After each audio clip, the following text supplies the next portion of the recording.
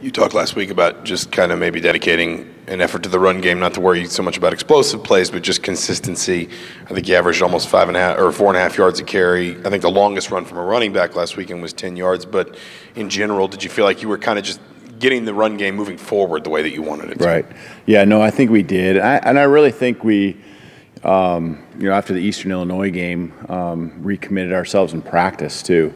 It just didn't show up because of the way the game played out against Ohio State. And so I think it was a few weeks in the making, and just our progress that we've had. And the guys got a chance to, show what they've improved in the run game and got a chance to get Stevie the ball and the other running backs and let them make some plays running downhill. That's kind of where it started for us this last week. Doesn't necessarily always have to be that way, but certainly it was nice for us to hit some plays downhill and chunk yardage there. And then as the game went on, it went outside, inside, kind of back and forth. So I was really proud of the way the guys just, worried more about ourselves and continued to plug away, trusting the process of practice and our system and just, taking care of business. I was really pleased. When you have so many shifting pieces, both at quarterback and along the offensive line, how does that change how you evaluate the consistency that the offensive line brings in both the run and pass game? And how do you kind of look at that going forward now? Yeah, I was really happy with how the guys responded. Obviously, you lose a guy like Coy Cronk in the first quarter, and I've not been through that with our guys, and not sure how we respond. And the guys the next guy stepped up. Devondre Love did a really nice job stepping in, and Caleb, we moved Caleb around, and I was just really pleased. I didn't feel like as big of a factor as we know Coy is to our offense. I didn't feel like our guys got paranoid or got overly concerned where it affected how we went about our business. And it was nice to see Matt Bedford get in there as the game went on too, and really do a nice job in his first plays as a college football player. So he's a super talented player. It's going to have a great career here as well. But the guys are just continuing to improve themselves, and whoever gets the opportunities to step in, has done a nice job. So I was happy with that. Coach, did you pretty much know all week that Peyton was going to play last Saturday, and did you tailor what sort of passes you wanted to throw more around that? Yeah, I mean, in my gut, that's probably what I was thinking. Is it would be that it's day to day with him and Mike as far as what Mike's condition is and situation. But yeah, certainly that there's things that each of them bring to the table. And different things that I'll put on their plates because of their past experiences, and I've seen enough of what they've done now, and how it plays out to where we certainly had a plan that fit Peyton really well, but the plan might not have been that much different, maybe here and there a little bit with Mike. So then all of a sudden you have the situation with Coy and all of that too. So I thought we did a great job of staying ahead of the chains and putting ourselves in those third and mediums and third and shorts. And, I think that was the story of the game from our end. Other than the 2 turnovers and the 1 sack, we had no drops, no penalties. And so we were able to methodically move the ball down the field and be in control.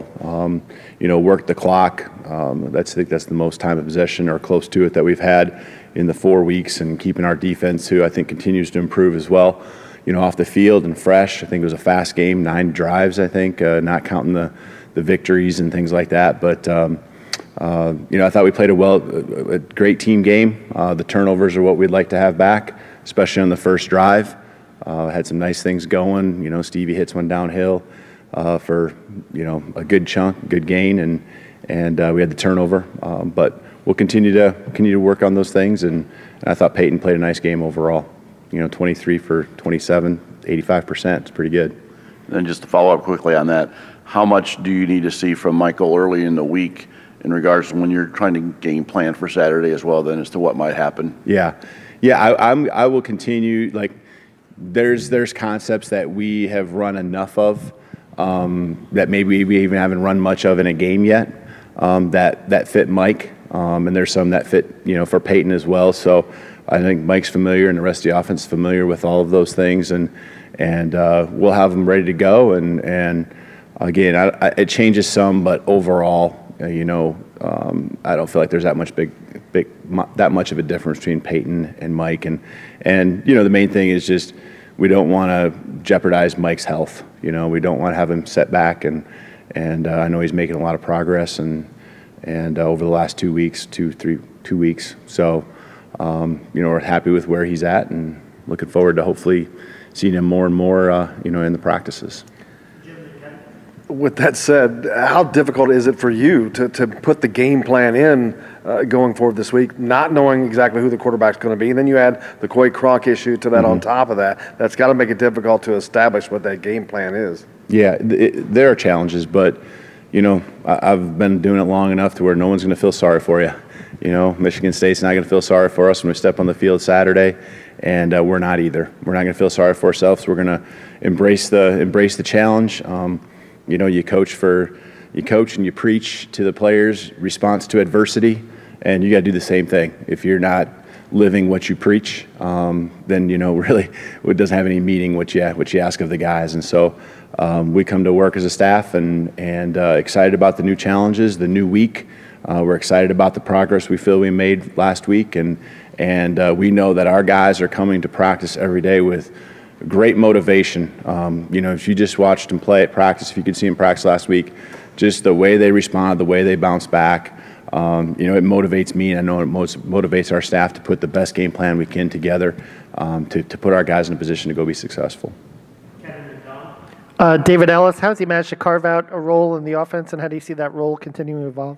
Yeah, I think, slowly, surely, you can see what he's capable of doing, and he's becoming more confident, I think, as much as anything, and then slowly becoming more consistent in just understanding the offense. There's just so many subtle things that we ask of our guys, whether it's alignments and just the routes and the details that are involved with those routes.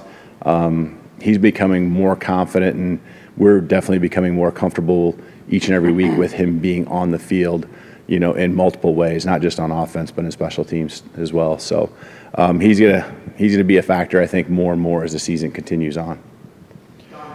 Kalen, can you talk a little bit about Michigan State's defense and what they bring to the table that's different than Ohio State? Obviously, Ohio State's phenomenal, at least they have been up to this point. But is Michigan State that much different than Ohio State? Well, their structure of how they present themselves is, but the physicality they bring, and then I think that's where it starts up front, is just how physical they are, and they'll find ways to get their extra hats in the box too, to make sure, number one, that they stop the run.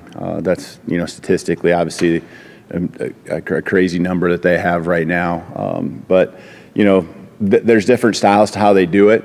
But in the end, I think the philosophy is the same. Stop the run, make teams one-dimensional, put them in third and longs, and then tee off. And so we got to continue to do more of what we did this last week, to where we're not in. I think we were in 10 or 9 third and 10 pluses against Ohio State. And so and it just comes down to executing your job. And it comes down to just understanding that if we get in those situations, this last week we were 8 for 8 when we were 3rd and 6 or less. I think 5 for 5 when we were 3rd and 4 to 6. And so we feel good about understanding what we can do and how successful we can be when we get in those favorable down a distance and we're not behind the chains. Talking about those downs and distances, you guys ran it early and often. I think you kind of committed to the run a little more. I mean, is that something that you saw the payoff just by going for those 2, 3, 4 yard gains early on? Right. Yeah, the 2 yard gains, the 1 yard gains early, you could see as the game went on, became 3 yard gains and 4 yard gains, and then there were some big seams too that we hit early as well. But the ones that were kind of muddy runs where it wasn't perfectly clean, we started falling ahead for more yards, which now you're in 2nd and 6. And you still have pretty much all your playbook available to you, all your base base calls. And so we did commit to it, but the way the game flowed, it made it easy to commit to it as well. And so I was just really pleased with the guys on how they stayed with it. And I think, we had a more physical mindset at the end of the game than we did probably as an offense at the beginning of the game, and a lot of that's just because of the confidence and I feel that we'll bring that and build on that this week in practice. And so I'm excited to get back to work. Yep, you bet. Thank you.